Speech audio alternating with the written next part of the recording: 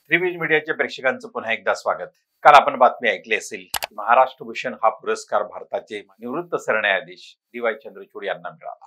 हा पुरस्कार स्वीकारताना त्यांनी मनोगत व्यक्त करतानाच संत ज्ञानेश्वरांची भूमी, महात्मा ज्योतिबा फुल्यांची, शाहू महाराजांची आणि बाबासाहेब आंबेडकर यांच्या भूमीतून मिळतो ही मराठी भूमी आहे। हा महाराष्ट्र फुले शाहू आंबेडकरी विचारांचा महाराष्ट्र आहे हे त्यांनी आपल्या मनोगतात मांडलेलं आहे।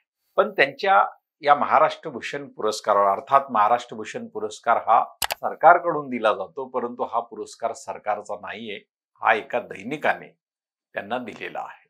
पण तरीही या पुरस्काराच्या संदर्भात व्यक्त होताना अनेकांनी टीका किंवा उपहास प्रतिक्रियांच्या माध्यमातून उमटवला आहे। हा उपहास नेमका का उमटला, तर त्याचं सर्वात महत्वाचं कारण की सेवानिवृत्त सरन्यायाधीश असलेले न्यायमूर्ती डी.वाय. चंद्रचूड यांना भारताच्या सर्वोच्च न्यायालयात न्यायाधीश म्हणून काम करताना सर्वाधिक काळ मिळालेला आहे। त्यांच्या सरन्यायाधीश पदाचा काळही हा दीर्घ होता।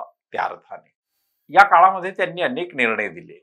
या निर्णयामध्ये मात्र त्यांच्या संदर्भात 3 गोष्टींचा महत्वपूर्ण जो आपण उल्लेख जर केला तर त्या संदर्भात लोकांना किंवा जनतेमध्ये त्या संदर्भातल्या ज्या चर्चा आहे किंवा त्यांच्या पुरस्कार सोहळ्याच्या अनुषंगाने ज्या उपहासात्मक प्रतिक्रिया आल्या त्याचा आपल्याला अर्थ उलगडतो।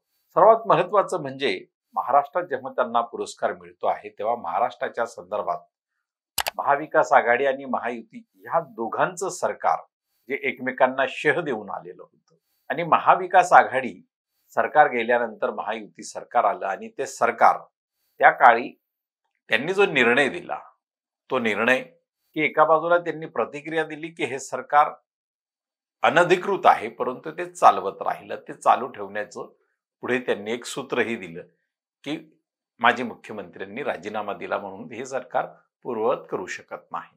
त्यानंतर महाराष्ट्राच्या संदर्भातला विधिमंडळातल्या सदस्यांच्या पात्रतेचा आणि अपात्रतेचा जो निर्णय निवडणूक आयोगाकडे होता त्याच्यावरही अपील होती आणि त्याही बाबतीत त्यांचा निर्णय त्यांनी तो अंतिम निर्णय काही दिला नाही। दुसरी गोष्ट की राम जन्मभूमीच्या संदर्भामध्ये निर्णय देताना आमच्या समोर काही मार्गच दिसेना म्हणून आम्ही देवाला साकडं घातलं, ही त्यांनी व्यक्त केलेली प्रतिक्रिया त्यांच्यावर देशभरातून टीकेची झोड उठवण्यात कारणीभूत ठरली होती। आणि तिसरी बाब, धर्माच्या अनुषंगानं कोणतीही व्यक्ती धर्म हा तिच्या व्यक्तिगत जीवनाचा भाग असतो, आचरणाचा भाग असतो, परंतु त्याही संदर्भामध्ये पूजा अर्चना या गोष्टींच्या अनुषंगाने जेव्हा त्यांच्या घरी थेट देशाचे पंतप्रधान नरेंद्र मोदी यांनी आरती केली तर ती गोष्ट अनेक घटनातज्ञांनी अमान्य केली। खास करून महाराष्ट्राचे घटनातज्ञ उल्हास बापट यांनी तर या बाबीवर प्रखर टीकाही केली। त्यांनी दिलेल्या निर्णयांची जंत्री जर आपण बघितली, टॉप 10 निर्णय त्यांनी जे काही दिले असतील त्याची अशी वेगवेगळ्या प्रकारे चर्चा करता येईल, परंतु हे 3 निर्णय जर पाहिले आणि त्यांनी पुरस्कार सोहळ्यामध्ये आपलं मनोगत व्यक्त करताना किंवा त्या पुरस्काराच्या संदर्भात त्यांनी स्वतःला व्यक्त करताना फुले शाहू आंबेडकरांच्या मराठी भूमीतून आपण आहोत ही जी बाब अधोरेखित करण्याचा प्रयत्न केला तर ती कुठेतरी त्यांच्या व्यक्तिमत्वाचा जो भाग आहे तो दोलायमान, म्हणजे एक सार्वजनिक व्यक्तिमत्व आणि एक त्यांचं खाजगी व्यक्तिमत्व याच्यामधलं ते द्वंद्व आहे का, हा भाग त्याच्यातून अभिव्यक्त होतो।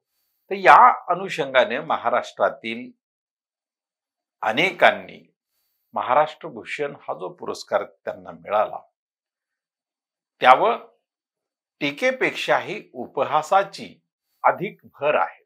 आणि ही उपहासाची जी भर असते ती कोणत्याही व्यक्तीला, माणसाला त्याच्या स्वतःच्या व्यक्तिमत्वाविषयी आत्मचिंतन करायला भाग पाडणारी असते। महाराष्ट्र भूषण पुरस्कार हा 1995 मध्ये महाराष्ट्र सरकारने सुरू केला होता, खास करून मनोहर जोशी मुख्यमंत्री असतानाच्या काळामध्ये। म्हणजे ज्या ज्यावेळी युतीचं सरकार महाराष्ट्रामध्ये आलं आहे त्यावेळी महाराष्ट्र भूषण पुरस्कार सोहळ्याचा विषय हा पुढे येतो आणि तो वादाचा विषय ठरतो. परंतु यावेळी चंद्रचूड यांना पुरस्कार मुख्यमंत्री देवेंद्र फडणवीस यांच्या हस्ते जरी मिळाला तरी तो शासकीय पुरस्कार नाही, तर तो महाराष्ट्र टाइम्सने दिलेला पुरस्कार. त्यावर सार्वजनिकरित्या वाद उफाडून आला नाही, टीका ही तेवढ्या प्रमाणात झाली नाही, परंतु उपहास मात्र निश्चितपणे झाला आहे. अशा गोष्टींच्या संदर्भात उपहास का केला जातो यावर मात्र प्रत्येक तज्ज्ञ माणसांनी, प्रत्येक शिक्षित माणसाने आपलं स्वतःच आत्मचिंतन करायला हवं. एवढंच आज. धन्यवाद.